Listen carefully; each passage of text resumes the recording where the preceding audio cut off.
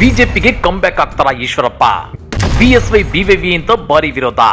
Comeback ಆಗಿಲ್ಲ ಅಂದ್ರೆ KSC kale ಖತಮ್. KS Eshwarappa ಮತ್ತು ಬಿಜೆಪಿಗೆ ಮೀನು ಮತ್ತು ನೀರಿನ ಸಂಬಂಧ ಇದ್ದಂತೆ. ಕೆಎಸ್ ಈಶ್ವರಪ್ಪ ಮೀನಾದ್ರೆ ಬಿಜೆಪಿ ಅನ್ನೋದು ನೀರಿದ್ದಂತೆ. ಸದ್ಯ ಬಿಜೆಪಿಯಿಂದ 6 ವರ್ಷಗಳ ಕಾಲ ಉಚ್ಚಾಟನೆಗೊಂಡಿರೋ ಕೆಎಸ್ ಈಶ್ವರಪ್ಪ ಬಿಜೆಪಿ ಸೇರೋಕೆ ಈಗ ತುದಿಗಾಲ ಮೇಲೆ ನಿಂತಿದ್ದಾರೆ. ಆದ್ರೆ ರಾಜ್ಯ ಬಿಜೆಪಿ ಮೇಲೆ ಸ್ಟ್ರಾಂಗ್ ಹೋಲ್ಡ್ ಇಟ್ಕೊಂಡಿರೋ ರಾಜಹುಲಿ ಬಿಎಸ್ವೈ ಮತ್ತು ಬಿಜೆಪಿ ರಾಜ್ಯಾಧ್ಯಕ್ಷರಾಗಿರೋ ಬಿವೈ ವಿಜಯೇಂದ್ರ ಜಪ್ಪಯ್ಯ ಅಂದ್ರು ಈಶ್ವರಪ್ಪನವರನ್ನ ಮತ್ತೆ ಪಕ್ಷಕ್ಕೆ ವಾಪಸ್ ಸೇರಿಸಿಕೊಳ್ಳಲ್ಲ ಅಂತಿದ್ದಾರೆ. ಹಾಗಾದ್ರೆ ಬಿಜೆಪಿಗೆ ವಾಪಸ್ ಆಗಿಲ್ಲ ಅಂದ್ರೆ ಈಶ್ವರಪ್ಪನವರ ರಾಜಕೀಯ ಕಿರಿಯರಿಗೆ ಫುಲ್ ಸ್ಟಾಪ್ ಬಿದ್ದಂತೆಯೇ ಲೆಕ್ಕನ.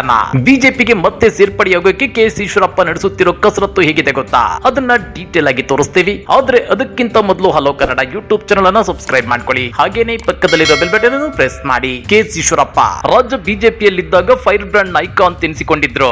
ಆದ್ರೆ ಬಿಎಸ್ವೈ ಬಣ ಹೆಣದ ರಣತಂತ್ರದಲ್ಲಿ ಸಿಲುಕಿ ಈಶ್ವರಪ್ಪ ತಮ್ಮ ರಾಜಕೀಯ ಭವಿಷ್ಯಕ್ಕೆ ಕುತ್ತು ತಂದುಕೊಂಡಿದ್ದಾರೆ. ಕಳೆದ ಲೋಕಸಭಾ ಚುನಾವಣೆಯಲ್ಲಿ ಶಿವಮೊಗ್ಗದಲ್ಲಿ ಬಿಎಸ್ವೈ ಪುತ್ರ ಬಿವೈ ರಾಘವೇಂದ್ರ ವಿರುದ್ಧ ಪಕ್ಷೇತರ ಅಭ್ಯರ್ಥಿಯಾಗಿ ಕಣಕ್ಕಿಳಿದು ತೊಡೆತಟ್ಟಿದ್ದ ಈಶ್ವರಪ್ಪ ಅತ್ಯಂತ ಹೀನಾಯವಾಗಿ ಸೋತು ಸುಣ್ಣವಾಗಿದ್ರು. ಡಿಪಾಸಿಟ್ ಕೂಡ ಸಿಗ್ಲಿಲ್ಲ ಅಂದ್ರೆ ಈಶ್ವರಪ್ಪನವರಿಗೆ ಶಿವಮೊಗ್ಗದಲ್ಲಿ ಅದೆಷ್ಟರ ಮಟ್ಟಿಗೆ ವರ್ಚಸ್ಸಿದೆ ಅನ್ನೋದನ್ನ ನೀವೇ ಒಮ್ಮೆ ಯೋಚನೆ ಮಾಡಿ. ಅಂದ್ರೆ ಹುಲಿ ಬೋನಲ್ಲಿದ್ರೆ ಮಾತ್ರನೇ ಅದರ ಅಬ್ಬರ ಅನ್ನೋ ಹಾಗೆ ಈಶ್ವರಪ್ಪ ಬಿಜೆಪಿ ಪಕ್ಷದಲ್ಲಿದ್ರೆ ಮಾತ್ರವೇ ಅವರಿಗೆ ವ್ಯಾಲ್ಯೂ ಅನ್ನೋ ಮಾತುಗಳು ಇದೀಗ ದಟ್ಟವಾಗಿ ಕೇಳಿ ಬರ್ತಿವೆ. ಹೀಗಾಗಿ ಹೇಗಾದ್ರೂ ಮಾಡಿ ಬಿಜೆಪಿ ಪಕ್ಷಕ್ಕೆ ಯೂ ಟರ್ನ್ ತಗೋಬೇಕು ಅಂತೇಳಿ ಕೆಎಸ್ ಈಶ್ವರಪ್ಪ ಇನ್ನಿಲ್ಲದ ಕಸರತ್ತನ್ನ ನಡೆಸುತ್ತಿದ್ದಾರೆ. ಆರ್ಎಸ್ಎಸ್ ಮತ್ತು ಬಿಜೆಪಿಯ ಹಿರಿಯ ನಾಯಕರ ಜೊತೆ ಈ ಕುರಿತು ಮಾತುಕತೆ ನಡೆಸಿದ್ದಾರೆ. ವರಿಷ್ಠರು ಗ್ರೀನ್ ಸಿಗ್ನಲ್ ಕೊಟ್ರೆ ಈಶ್ವರಪ್ಪ ಕೆಲವೇ ದಿನಗಳಲ್ಲಿ ಮತ್ತೆ ಬಿಜೆಪಿಗೆ ಕಂಬ್ಯಾಕ್ ಆಗಲಿದ್ದಾರೆ. ನಿಮ್ಗೆ ಗೊತ್ತಿರಲಿ, ಕಳೆದ ವಿಧಾನಸಭಾ ಚುನಾವಣೆಯಲ್ಲಿ ಈಶ್ವರಪ್ಪನವರಿಗೆ ಶಿವಮೊಗ್ಗ ಟಿಕೆಟ್ ಕೈ ತಪ್ಪಿತ್ತು. ಹೀಗಾಗಿ ಕಳೆದ ಲೋಕಸಭಾ ಚುನಾವಣೆಯಲ್ಲಿ ಹಾವೇರಿಯಿಂದ ತಮ್ಮ ಪುತ್ರ ಕಾಂತೇಶ್ಗೆ ಟಿಕೆಟ್ ಕೊಡಿಸಲೇಬೇಕು ಅಂತೇಳಿ ಪಟ್ಟು ಹಿಡಿದಿದ್ದ ಈಶ್ವರಪ್ಪ ಸಿಕ್ಕಾಪಟ್ಟೆ ಹಾರಾಡಿದ್ರು. ಆದ್ರೆ ಬಿಎಸ್ವೈ ಮತ್ತು ಬಿವೈ ವಿಜಯೇಂದ್ರ ಅವರ ಕಾರಣದಿಂದಾಗಿ ತಮ್ಮ ಪುತ್ರನಿಗೆ ಟಿಕೆಟ್ ಕೈ ತಪ್ಪಿತು ಅಂತೇಳಿ ಖುದ್ದು ಈಶ್ವರಪ್ಪನವರೇ ಮಾಧ್ಯಮಗಳ ಮುಂದೆ ಹೇಳ್ಕೊಂಡಿದ್ರು.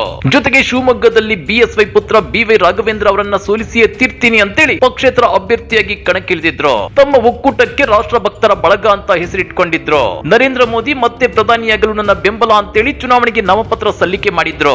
ಯಾವ ನಾಯಕರ ಮನವೊಲಿಕೆಗೂ ಬಗ್ಗದ ಅವರು ಕಣದಲ್ಲಿ ಉಳಿದಿದ್ರು. ಆದ್ದರಿಂದ ಪಕ್ಷ ವಿರೋಧಿ ಚಟುವಟಿಕೆ ಆರೋಪದ ಮೇಲೆ ಬಿಜೆಪಿ ಈಶ್ವರಪ್ಪನವರನ್ನ 6 ವರ್ಷಗಳ ಕಾಲ ಪಕ್ಷದಿಂದ ಉಚ್ಚಾಟನೆ ಮಾಡಿತ್ತು. ಲೋಕಸಭಾ ಚುನಾವಣೆಯಲ್ಲಿ ಕೇವಲ 30,050 ಮತಗಳನ್ನ ಪಡೆದ ಈಶ್ವರಪ್ಪ ಠೇವಣಿಯನ್ನ ಕಳೆದುಕೊಂಡು ಸೋಲು ಕಂಡಿದ್ರು. ಈಗ ಈಶ್ವರಪ್ಪ ಬಿಜೆಪಿಗೆ ವಾಪಸ್ ಆಗಲು ಬಯಸಿದ್ದಾರೆ. ಆದ್ರೆ ಯಡಿಯೂರಪ್ಪನವರ ಬಣ ಈಶ್ವರಪ್ಪ ಪಕ್ಷಕ್ಕೆ ಮರಳೋದಕ್ಕೆ ತೀವ್ರ ವಿರೋಧ ವ್ಯಕ್ತಪಡಿಸಿದೆ. ಯಡಿಯೂರಪ್ಪ, ವಿಜಯೇಂದ್ರ ಮತ್ತು ರಾಘವೇಂದ್ರ ವಿರುದ್ಧ ಹಲವಾರು ಟೀಕೆಗಳನ್ನ ಮಾಡಿರೋ ಅವರನ್ನ ಪಕ್ಷಕ್ಕೆ ಮತ್ತೆ ವಾಪಸ್ ಕರೆಸಿಕೊಳ್ಳುವುದು ಬೇಡ ಅನ್ನೋ ಅಭಿಪ್ರಾಯ ವ್ಯಕ್ತವಾಗ್ತಿದೆ. ಆದ್ದರಿಂದ ಈಶ್ವರಪ್ಪ ವಾಪಸ್ ಕರೆಸಿಕೊಳ್ಳುವ ವಿಚಾರವನ್ನ ಹೈಕಮಾಂಡ್ ಅಂಗಳಕ್ಕೆ ಕಳಿಸಲಾಗಿದೆ. ಬಿಎಲ್ ಸಂತೋಷ್ ಮತ್ತು ಕೇಂದ್ರ ಸಚಿವ ಅಮಿತ್ ಶಾ ಈ ವಿಚಾರದಲ್ಲಿ ಅಂತಿಮ ತೀರ್ಮಾನ ಕೈಗೊಳ್ಳಬೇಕಾಗಿದೆ. ವರಿಷ್ಠರು ಇದಕ್ಕೆ ಗ್ರೀನ್ ಸಿಗ್ನಲ್ ಕೊಡ್ತಾರಾ ಇಲ್ವಾ ಅನ್ನೋದನ್ನ ಕಾದು ನೋಡಬೇಕಾಗಿದೆ. ಶಿವಮೊಗ್ಗದಿಂದ ಪಕ್ಷೇತರ ಅಭ್ಯರ್ಥಿಯಾಗಿ ಕಣಕ್ಕಿಳಿದ ಈಶ್ವರಪ್ಪನವರನ್ನ ಮನವೊಲಿಸಲು ಬಿಜೆಪಿ ಸಾಕಷ್ಟು ಪ್ರಯತ್ನ ನಡೆಸಿತ್ತು. ಕಾಂತೇಶ್ಗೆ ವಿಧಾನ ಪರಿಷತ್ ಸದಸ್ಯತ್ವದ ಭರವಸೆಯನ್ನು ನೀಡಿತ್ತು. ಕರ್ನಾಟಕ ಬಿಜೆಪಿ ಚುನಾವಣಾ ಉಸ್ತುವಾರಿ ಡಾಕ್ಟರ್ ರಾಧಾ ಮೋಹನ್ ದಾಸ್ ಅಗರ್ವಾಲ್ ಅವರು ಈಶ್ವರಪ್ಪನವರ ನಿವಾಸಕ್ಕೆ ಮನವೊಲಿಕೆ ಮಾಡಲು ಆಗಮಿಸಿದ್ರು.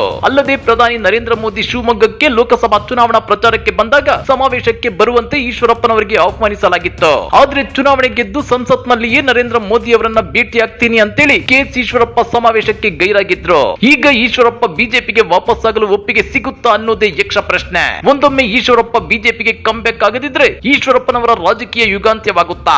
ಈಶ್ವರಪ್ಪ ಒಂದೊಮ್ಮೆ ಕಂಬ್ಯಾಕ್ ಆದ್ರೆ ಬಿಎಸ್ವೈ, ವಿಜಯೇಂದ್ರ ಮತ್ತು ಬಿವೈ ರಾಘವೇಂದ್ರ ಅವರಿಗೆ ಕಂಟಕವಾಗಿ ಕಾಡ್ತಾರ? ಕಮೆಂಟ್ ಮಾಡಿ, ವಿಡಿಯೋ ಲೈಕ್ ಮಾಡಿ, ಶೇರ್ ಮಾಡಿ. ಇಂತ ಮತ್ತಷ್ಟು ರೋಚಕ ರಾಜಕೀಯ ಸುದ್ದಿಗಳನ್ನ ಮಿಸ್ ಮಾಡದೆ ನೋಡಬೇಕು ಅಂದ್ರೆ ಹಲೋ ಕನ್ನಡ ಯೂಟ್ಯೂಬ್ ಚಾನಲ್ ಅನ್ನ ಸಬ್ಸ್ಕ್ರೈಬ್ ಮಾಡ್ಕೊಳ್ಳಿ.